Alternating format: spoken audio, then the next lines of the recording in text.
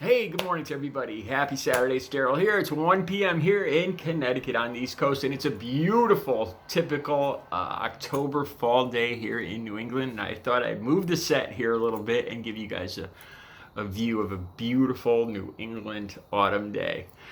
All right, in all seriousness, okay, I redid this video a few times. Initially, I had a video talking about the 7 stages of grief and how I believe that Trump was going to move on from the first stage that he's in now of disbelief and kind of shock, and inevitably he's going to go into the blame and anger phase.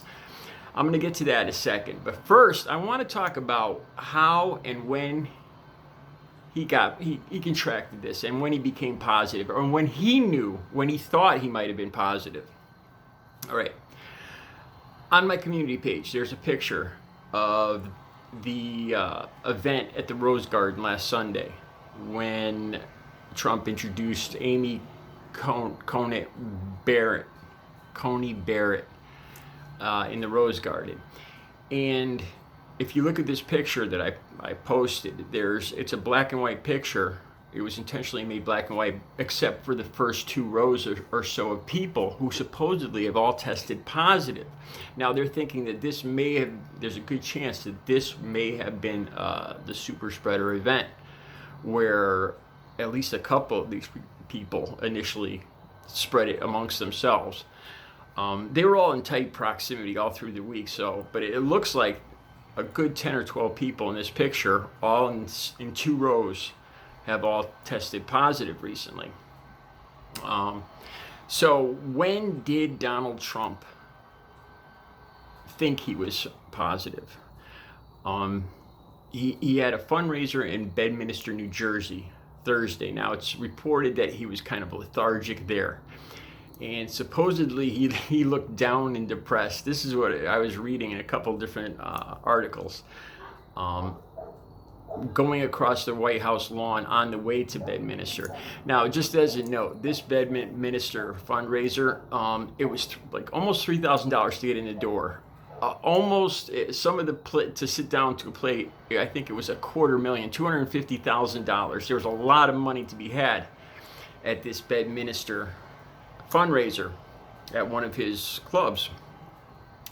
Now, it's pretty likely that he knew, or at least had a very good idea, Wednesday night that Hope Hicks was positive.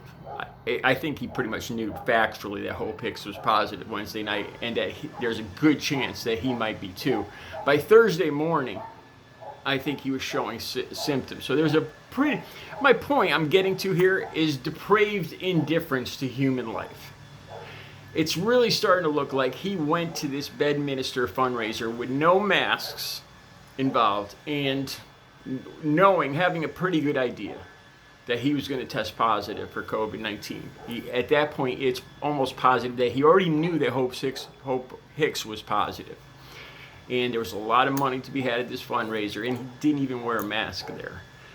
I believe that is called depraved indifference to human life. There's another article, I think it's in the Guardian, it might be in the Guardian or on Flipboard here on the internet, that the Secret Service is rather miffed with the president for having not informing them and not wearing a mask Wednesday, Thursday, while they were all around him. Now, it hasn't come out yet how many of the Secret Service are now infected. Also, because I'm willing to bet there's a good number of Secret Service that are now also infected, because they have to be in such close proximity to him through all these events. And God knows he doesn't wear a mask. So I think that says a little something more about him. All right, now on to the blame game. Like I said, I think pretty soon he's going to move past, once he's stuck in this hospital bed, which looks like he's going to be there for a while, this hospital room. I'm willing to bet that he's gonna hit the next phase. There's no way that Donald Trump, with his personality, his character flaws, is going to be able to accept the fact that this is of his own making. And it didn't even have to be this way. And the thing is, too, just at the debate Tuesday, again, he was making fun of Joe Biden wearing a mask. Oh yeah, I almost missed one thing too. It's kind of interesting that going back to the Rose Garden, I noticed this myself, and I haven't seen it anywhere else on the internet or here on YouTube. I call it the Ginsburg curse, because Judge Ginsburg was pretty adamant. Her last wishes being that this seat not be filled until there was a new president. And as we all know, Donald Trump pretty much couldn't care less and plowed right over that. He actually thought, as usual, he said it was probably a hoax, that I forgot how he phrased it, that the Democrats pulled it out of something. Or he not only paid no attention to one of Judge Ginsburg's last requests, but he made fun of it, or he called it a hoax.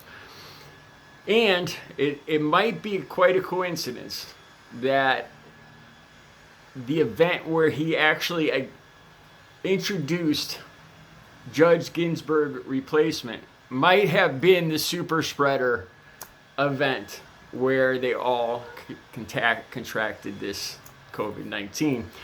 Wouldn't that would be karma in spades, wouldn't it? Like I said, it's the curse of Judge Ginsburg. That's what you get for ignoring somebody's last wishes. And I say that with all due respect.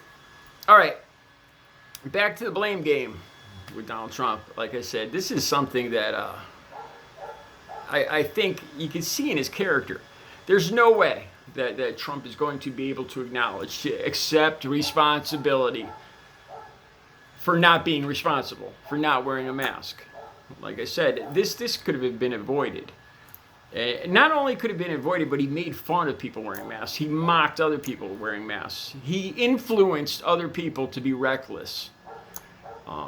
There's no way to tell, but inevitably there's going to be people that get very sick, if not fatally sick, from this chain of events that Trump, through his blatant ignorance, set in motion.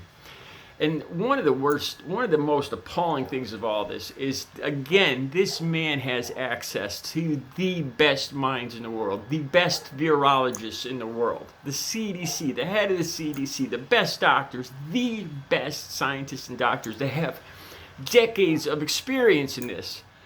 And he ignores them. Not only ignores them, but ostracizes them, mocks them, insults them. I mean, this, like I said, this is karma in spades. So he's going to hit a stage where he's not going to be able to accept. He's going to be angry. He's going to be in that bedroom. I almost say hotel room, but it ain't no hotel room. And I do believe him and his supporters are going to hit a stage where they're really going to need to point their chubby little fingers somewhere else and blame somebody else. Now, of course, there's always China. And I'm already seeing, again, I don't want to add to the whole, I hate to say the word, conspiracy theory situation, but I'm already seeing that with references to, I have to smile, Nancy Pelosi. Nancy Pelosi, if Trump was incapacitated and Pence was incapacitated, Nancy Pelosi would then become temporary president of the United States. So, her and the deep state might have pulled some deep state trickery. I have to laugh because it's so insane. These people inevitably won't be able to accept responsibility for being irresponsible. So I imagine that's something to look forward to in the next week, and I say that sarcastically. Trump and his Trumpettes and his clan, I didn't mean to say clan, his cult of followers, blaming everybody and anybody but themselves. All right, there's some ideas there. You guys go out there and enjoy a beautiful Saturday, and I'll be back later.